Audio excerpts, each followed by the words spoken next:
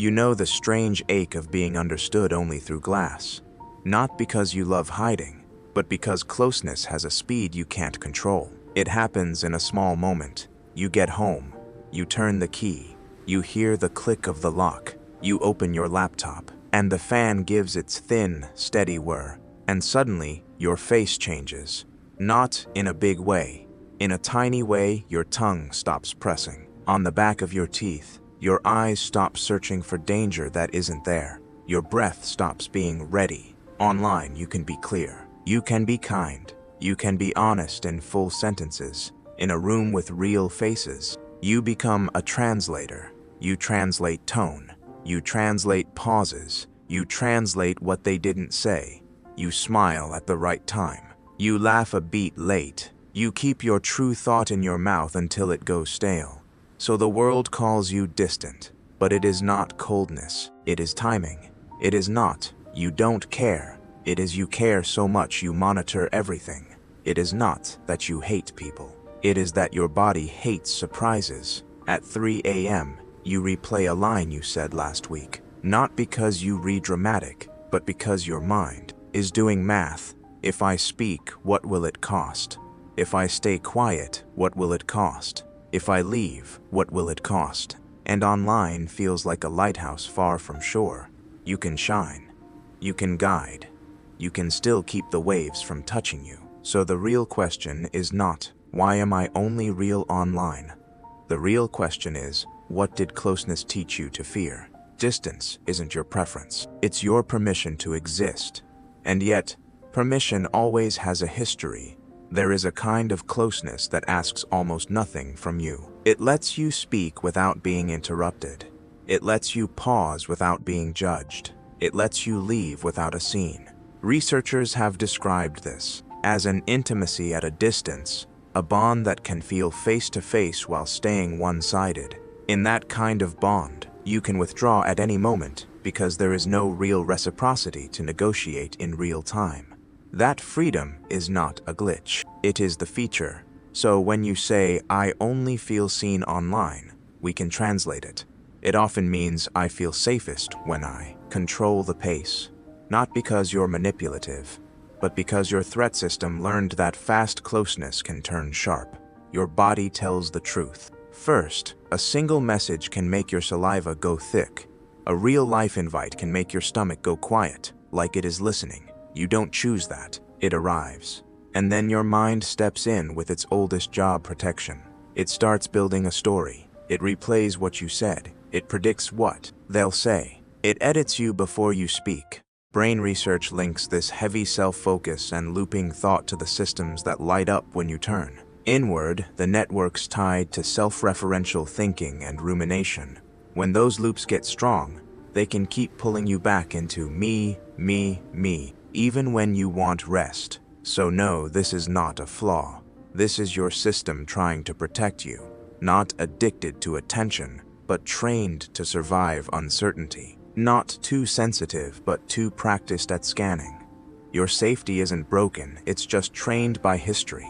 But beneath training, there is also intelligence. Online, you aren't faking, you're filtering. You're choosing the dose. The world might call it a persona, but it is not a costume. It is a regulator. It is not a lie, but a version of you that can stay present. It is not confidence, but control over timing, tone, and exit.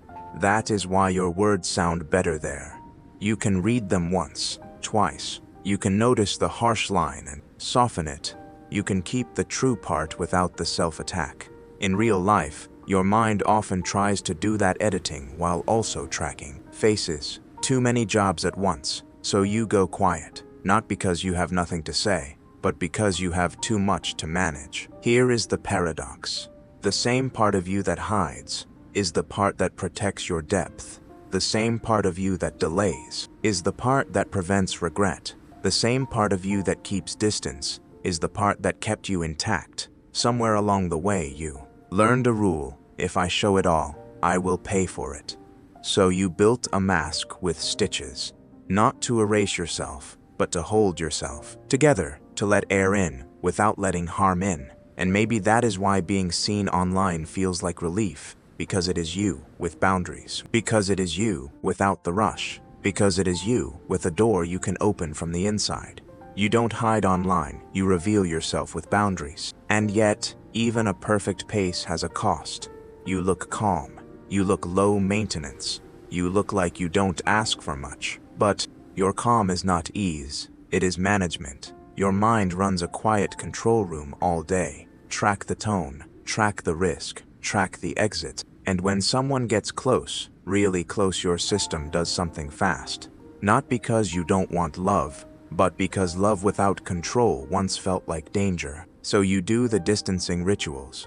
You find a flaw. You focus on work. You answer later, not to punish anyone, to turn the volume down on needing. There's a small moment you know well. You finish a long chat. You feel understood for once. You close it. You stare at the ceiling. The faucet gives one slow drip into the sink, and suddenly the warmth is gone. Not emotionally, physically. Your mouth goes dry like you swallowed paper. Your jaw holds steady without permission. Your eyes start counting corners of the room. This is the double edge. Online, your system can stay in connection without the full risk of reciprocity. In a real room, your body has to choose a gear, connect, fight, flee, or go still. That going still can be a shutdown state, an old survival mode that trades feeling for safety. And then the second cost shows up. You scroll for closeness, and you also get comparison. Not because you're shallow, because your brain measures you against what it sees. When you compare upward, when you stare at lives that look cleaner than yours, self-esteem and belonging can drop. So you get seen, and then you get smaller. So yes, control protects you, but it also keeps you hungry. Control can feel like peace until it becomes loneliness.